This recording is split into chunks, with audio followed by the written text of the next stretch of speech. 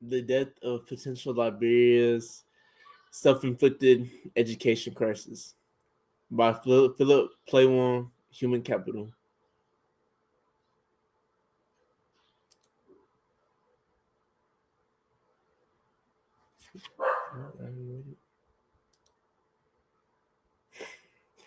A River Says School Credit, Eric Doy, New Narratives. Last month, in a basement office in Mount Monrovia, I watched a teacher with 15 years of experience fail a sixth grade math test. She wasn't an outlier. She represented the norm in a nation that ranks 155th out of 156 countries according to the 2023 World Bank Human Capital Index. After a decade of traversing Africa's education landscape, from Ethiopia's ambitious reforms to Rwanda's digital revolution, I can confidently state that Liberia isn't just failing at education, we're actively manufacturing ignorance. The number is paralyzed.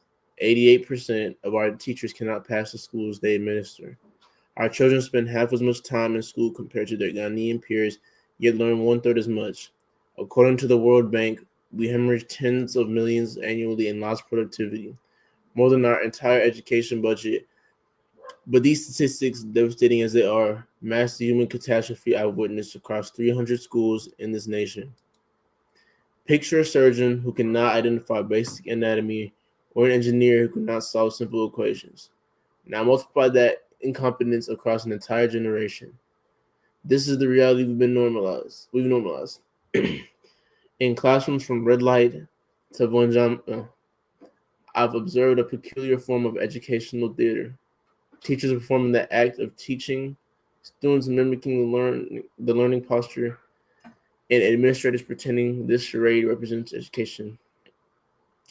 What makes this crisis unique isn't its depth, it's our response to it. Nations like Sierra Leone, emerging from conflicts as devastating as ours, have transformed their education systems within a decade. Meanwhile, we've developed an elaborate mythology of excuses, with poverty as our favorite hymn of helplessness. The truth is more damning. We're not failing because we're poor because we've institutionalized failure. Every time we celebrate a graduation ceremony where students cannot read their diplomas, every time we promote a teacher who wouldn't pass their exams, we're not just lowering standards, we're normalizing national suicide. This is more than just another development challenge. It's an existential crisis threatening Liberia's survival in a world where knowledge economies determine national destiny. The most dangerous thing in Liberia isn't what we lack, it's what we learn to accept. Beyond access, the quality crisis. Last week, I sat in a crowded 11th grade classroom in central Monrovia. 32 students, all present, silent, and seemingly attentive. Are you busy? The the physics teacher drew electron configurations on the board, his confidence masking a crucial fact I discovered earlier. He couldn't explain why atoms behave the way they do. His students dutifully copied diagrams they couldn't comprehend, participating in an elaborate education performance where learning was optional, but attendance was mandatory. This is not an isolated case. It's the template. In 300 school visits across Liberia, I've witnessed a masterclass in educational theater. At a top high school in Buchanan, Buchanan, I asked senior students to solve fundamental algebra problems that their Rwanda counterparts mastered in eighth grade. Only two could complete the task. The principal's response, at least they're still in school. At least they're in school. This celebration of mere presence overperforms, epitomizes our crisis. Consider these scenes from the past alone. A history teacher in Nimba County teaching World War II with no mention of its causes or implications, reducing one of humanity's pivotal moments to a list of dates. A computer class where 40 students shared 3 broken laptops, learning Microsoft Word by copying definitions from a chalkboard. A science laboratory where students have never experimented yet can recite the steps of the scientific method like a prayer. Meanwhile, just across our borders, transformation flourishes. In Sierra Leonean classrooms, students debate complex ethical issues, and critical thinking workshops. Rural Rwandan schools run innovation clubs where teenagers design solutions for community challenges. In Ghana's public schools, students code on a shared tablets, and their aspirations are not limited by circumstance. But in Liberia, we've mastered the art of educational cosplay, perfect uniforms hiding empty notebooks, polished shoes walking past to nowhere, proud parents photographing graduations, where diplomas certified 12 years of sustained presence rather than learning. We've created a system in which the appearance of education has become more important than the education itself. This is not about access to education. Dismantling our excuses, the comfortable lies we tell ourselves. We're poor. The chorus echoes through every education ministry meeting, every parent-teacher conference, and every policy discussion. It's Liberia's lullaby, the sweet song we sing to ourselves to justify mediocrity. Let's shatter this comfort zone with simple math and uncomfortable truths.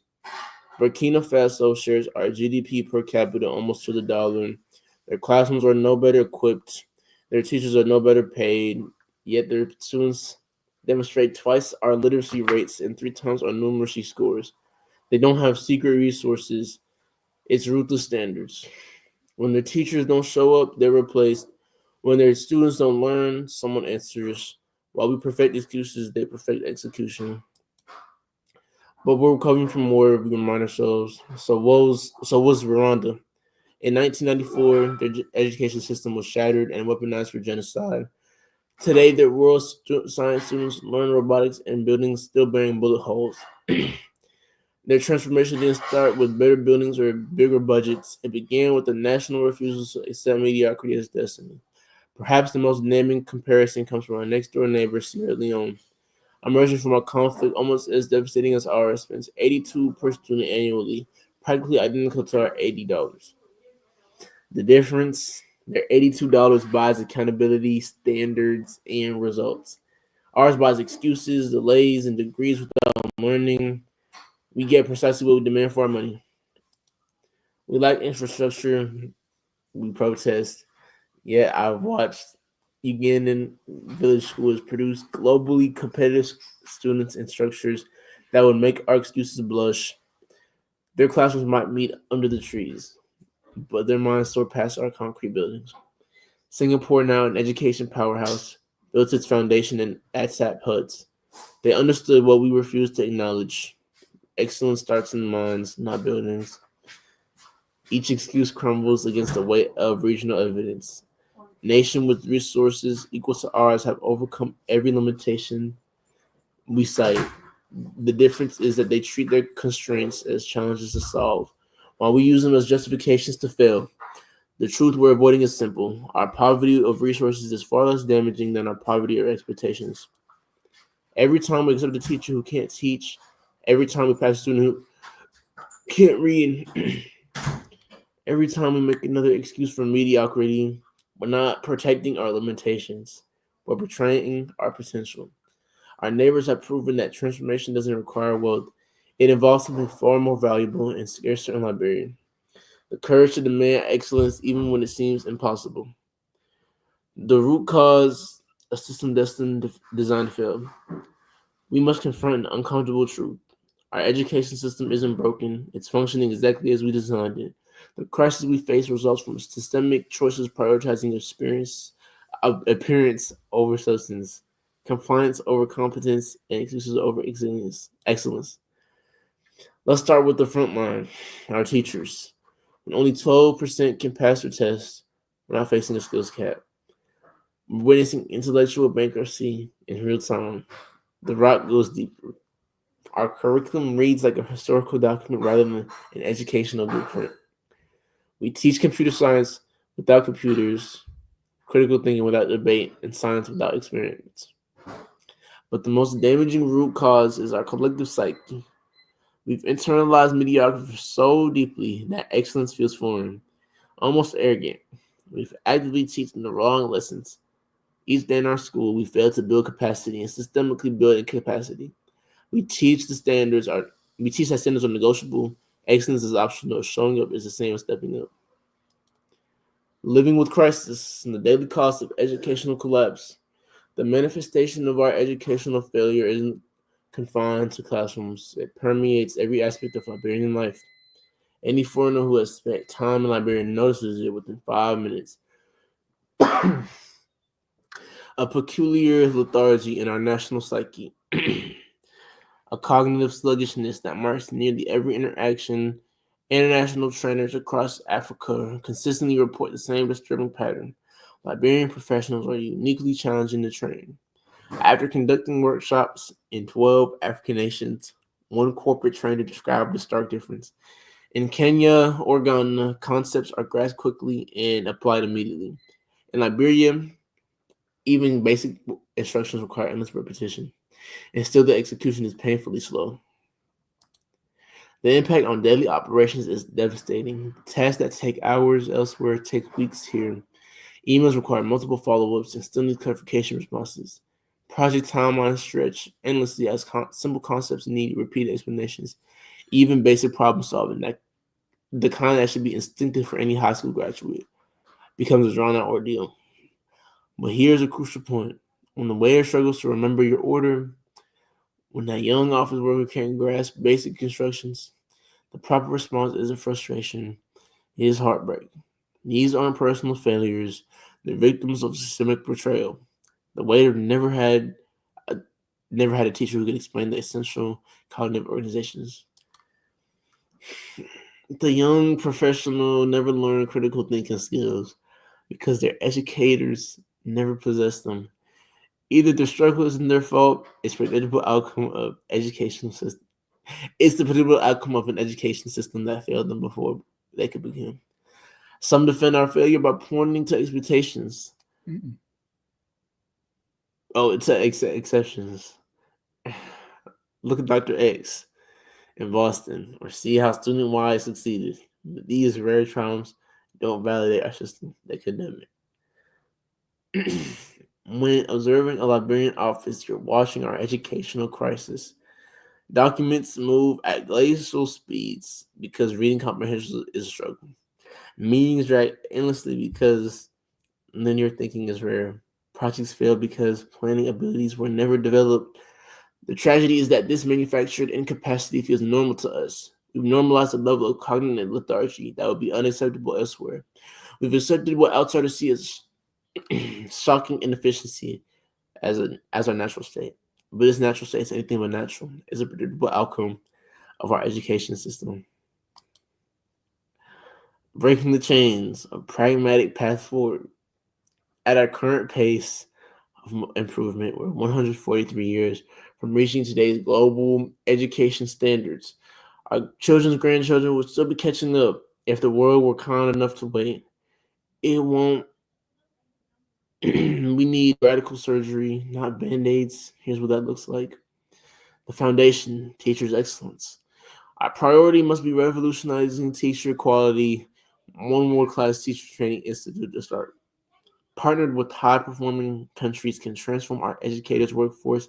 We need rigorous certifications, standard, and performance-based retention.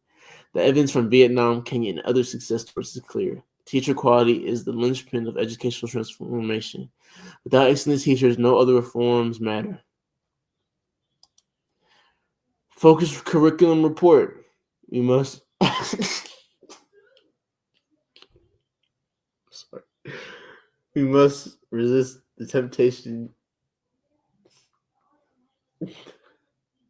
Focused curriculum reform. We must resist the temptation to revolutionize everything at once.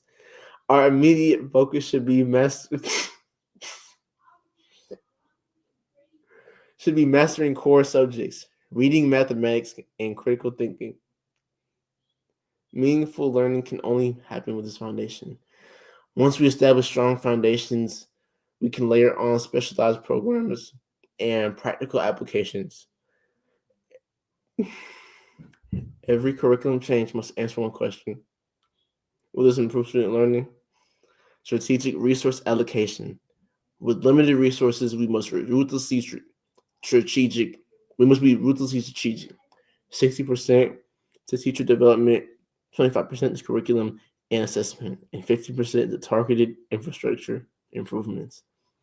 This ratio ensures we invest in people first, programs second, and facilities third. Singapore built a world-class education system with this approach, prioritizing teacher quality over physical infrastructure.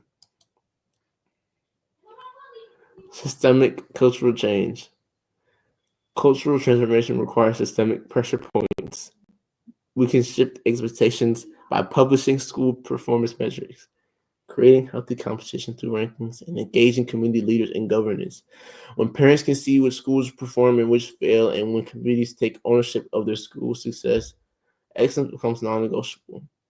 Clear timeline, clear accountability. Years 1 to 2 focus exclusively on teacher training reforms and curriculum standardization. Years 3 to 4 scale successful pilots and implement the nationwide assessment. Years 5 to 6 launch centers of excellence based on proven models. Each phase must be clear metrics, transparent reporting, and real consequences for success or failure. This is a challenging path. It requires political courage, unwavering focus, and unwillingness to make difficult choices. But it's a proven path. Countries like Vietnam, Estonia, Kenya have shown that educational excellence isn't about wealth. It's about choosing the right priorities and relentlessly executing them.